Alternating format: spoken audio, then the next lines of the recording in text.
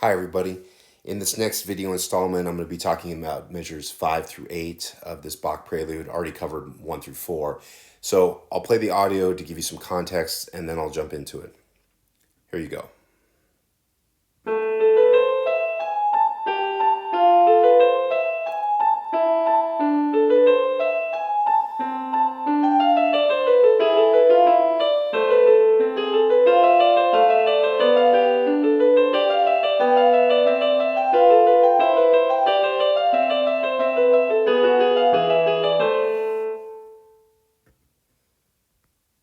All right, great. Now, I'm going to be covering from here, measure 5 up through measure 8. And I'll start out by pointing out this opening motive here at the beginning of 5. It's very similar to the beginning of the piece, this figure that repeats a few times in the first 4 measures. In measure 5, you have this short, long rhythm happening, and it's descending, right? In the opening, you have it flipped the other way. You've got a long, short rhythm happening, and it's ascending, it's going up.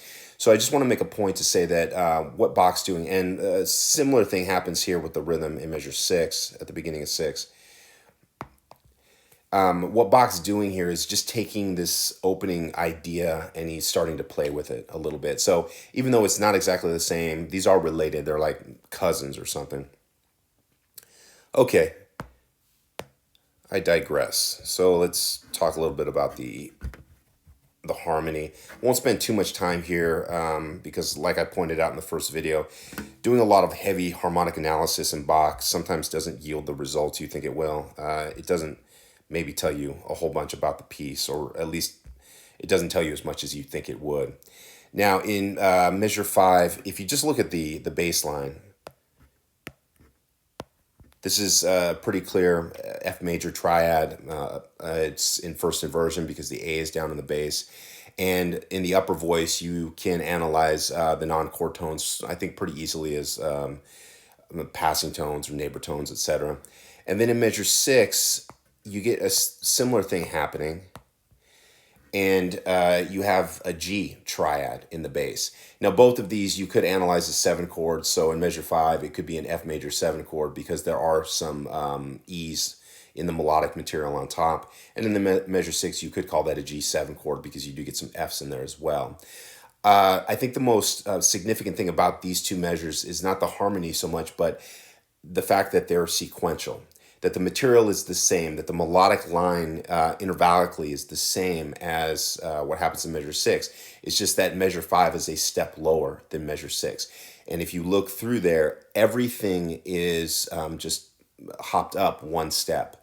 And so you're going to see a lot of this sequential type of stuff in Bach, especially in a prelude like this. The only thing that you might notice is the beginning of measure 6. It is intervallically different than measure 5. Measure 5 is just this descending scale. The B can be analyzed as a passing tone. And then in measure 6, you get this outline of a G7 chord. So there's a slight difference there, but I think when you listen back to it, it's a very clear sequential pattern. Okay, hope that makes sense. Now in the next measure, it looks like the harmonic rhythm does speed up, and you get this alternating C major G7 thing happening. So the first beat, that's a C chord. The D would be a lower neighbor tone. The next beat, you could analyze that as a G7 chord.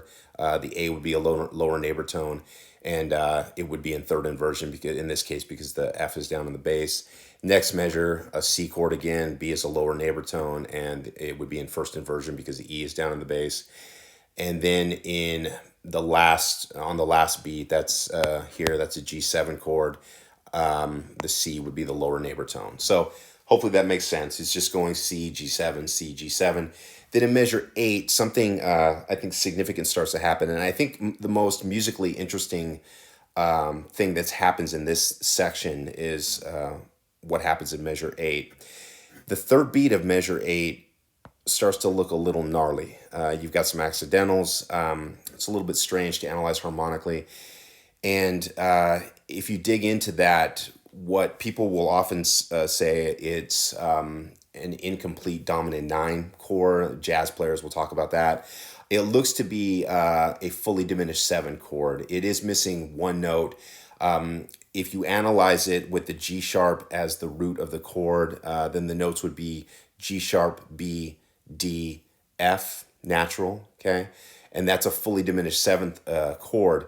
It doesn't have the D, but you could analyze it that way. And this type of harmony is tricky to analyze because a fully diminished 7 chord is stacked minor thirds. So any note in the chord can be the root of the chord. And it really can resolve in a lot of different ways. Now, that's fine if you want to analyze it that way. I think it's a little bit more interesting, or I think easier to understand, if you just look at what's happening with the voices.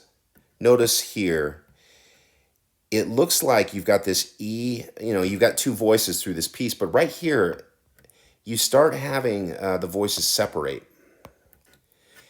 You've got this repeated, that I've just done in the green, this repeated, let's call it an inverted pedal tone, right? Because usually pedal tones are down in the bass and it's repeating, E, E, E, E, E. And then you get this moving line in between, D to C to B to A. Then you get a continuation, G sharp, F sharp here would be a lower neighbor tone, back up to the G sharp. And then you've got this F natural on top, right? And then on the 4th beat, this is a little bit easier to deal with. This is just an E7 chord and then resolving to A minor here, right? So I think what's happening is there's a separation. There's a 3rd voice entering in.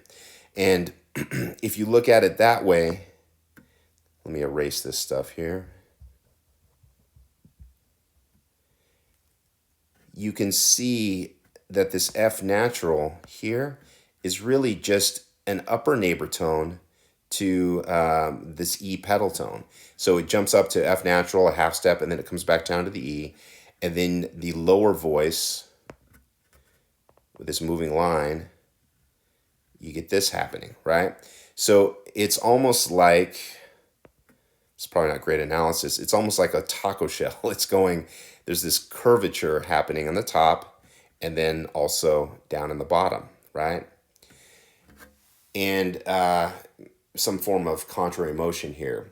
I think that's a reasonable way to analyze this. And then, like I said, on the 4th beat, you get the E7 chord resolving to A minor. So think about that, check it out, and leave me a comment if you like. And until next time, take care.